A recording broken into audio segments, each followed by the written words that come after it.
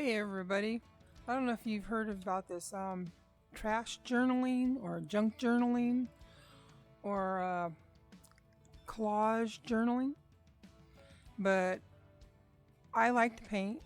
I like to sew. Um, I have a ton of genealogy I still have piled up back in my office, and I'm trying to figure out. I'm getting at that age. What do I do? Do I just leave the stuff in the box? Don't worry about it. Um, how can I hand something down to um, my nieces and nephews? I am a mother, but I'm a stepmother of two beautiful boys. But the problem is they're not in their genealogy. Mine doesn't cross over with theirs. So they're going to want stuff from their parents, their dad, and that's where I come in with the part with their dad. So what do I do with the stuff from my family? Well, I've got several nieces and nephews and sisters, and they had kids, and so did my one brother who passed away. He had a child. He had two girls. So I was thinking about doing stuff with what I have that I got from my grandparents and my mom and my dad to pass down to them. And I was thinking these things called junk journals or trash journals or even collages could be used as a way of making keepsakes that they were going to want to hand down to the family for eons past my passing.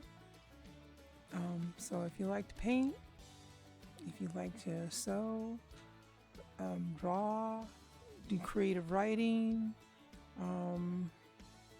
any of that, I mean, you can sew these papers to the paper. You can sew some of your material, make a sewing journal if that's what you want to do.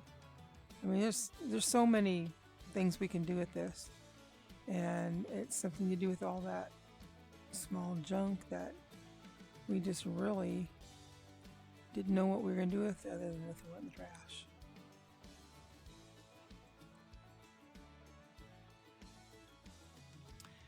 So this is just some of the things. I'm a dog collector.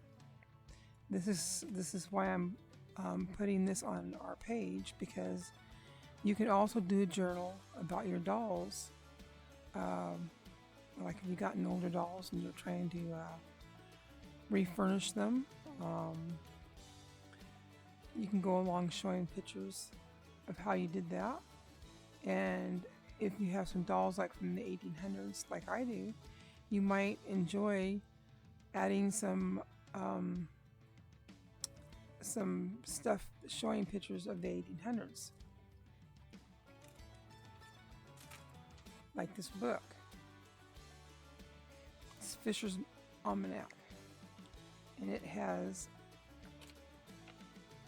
mathematics in it.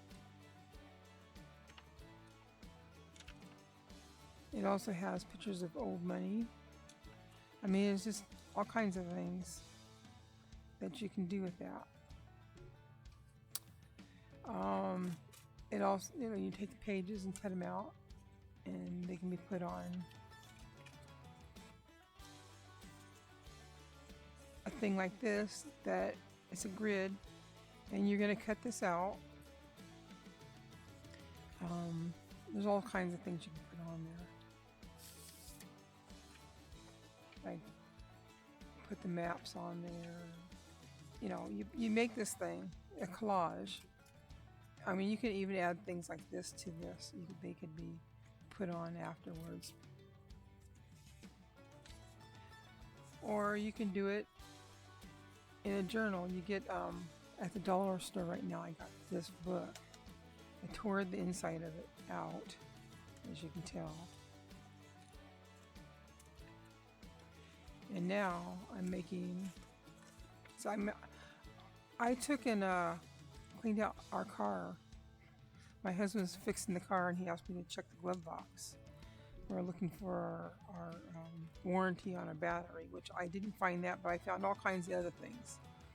And I had been watching this thing on the junk journals, and I thought, wow, I could do that. I have that stuff. My husband got me an envelope maker, and I can use that. I mean, you can turn the page over, and this can be attached to there like that, and it can have journals in it. And this right here is my one of my pages that I made here. And this was all done with the stuff I found in the glove box, believe it or not. And you can take and put pictures on here. You can use corners, or you can glue the pictures on there, your choice. You can also glue things like this onto the page. So you turn the page and you can glue pockets on the page. Now you can either have this showing the other way, or you can have it this way. And how cool would this be? Look at that. You pull this out. Doll pictures, look at there. And you might put a journal on, write some journaling on how long it took you to do, or when you found these dolls at a flea market or something like that. I mean, how cool would that be?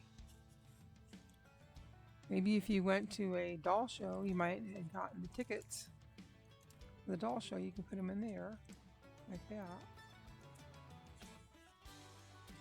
And these were just made out of plain envelopes. This is a business envelope, and you just bend them this way. You cut the ends off right there. Oh, and you can put that like right there. And you take my all envelopes like this. This one came from AARP, but check that out. See, and I put that on the front there. And you can stuff stuff inside here.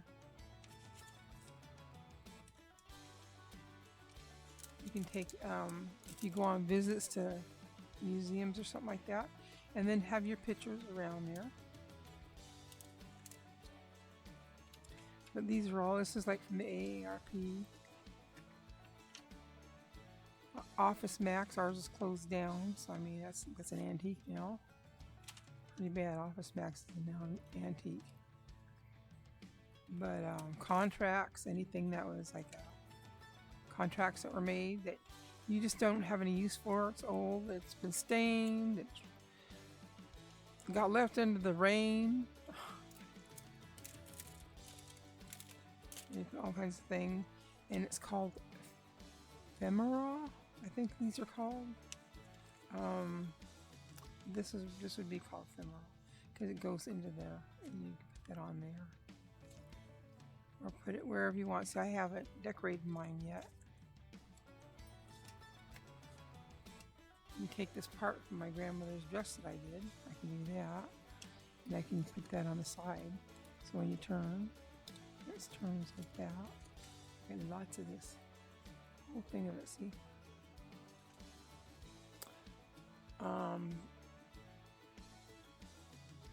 You can make things like this, and that can be attached to the page like that.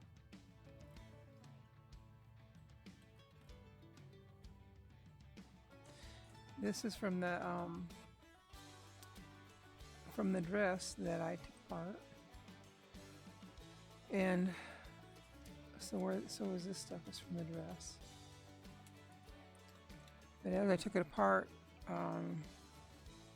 my grandmother smoked, so there we go, have it. It smells like smoke, but there is ways of cleaning that. So I can put some Febreze all over it. That might work. The dress, I put some stuff about the dolls, about washing doll clothes on ours at one time, and I'm pretty sure I can just use that same technique for the clothes. So that's like make the doll dress so it won't smell bad. But something like this can be put in there, and then you put your picture in here, and check that out. You can do like that.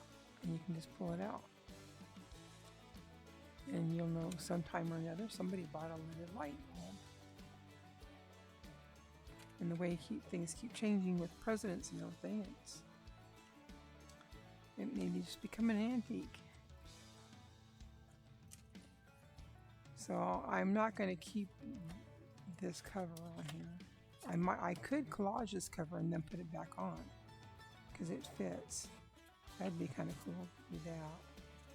I've thought about putting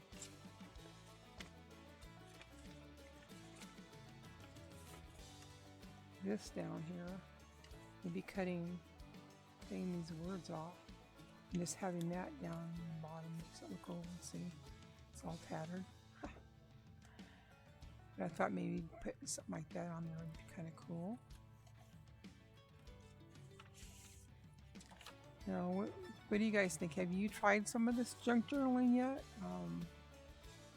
If you have, show some of them on the internet, on our page, and think about it really hard, because like if you have any of these old doll reader magazines,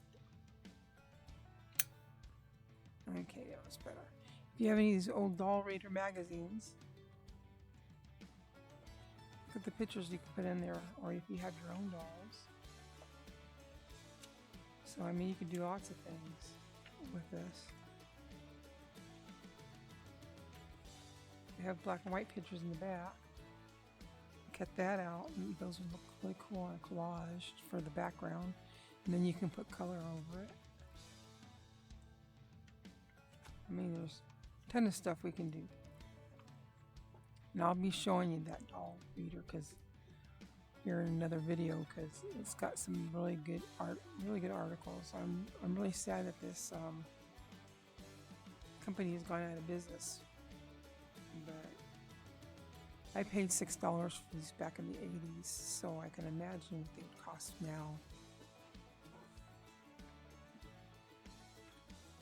So anyway, just thought I'd give you guys a heads up about some of this type of stuff. Trying to do this and making your own ephemeral and making your own junk journals.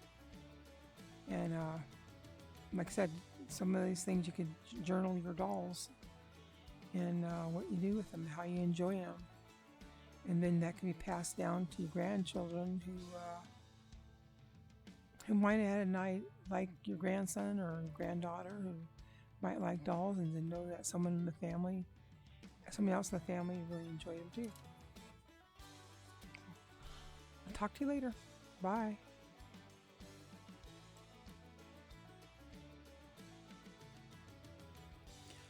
I'm going to add some links so that way you guys can see some of the professional people that actually make these journals like this, and actually see how easy it really is.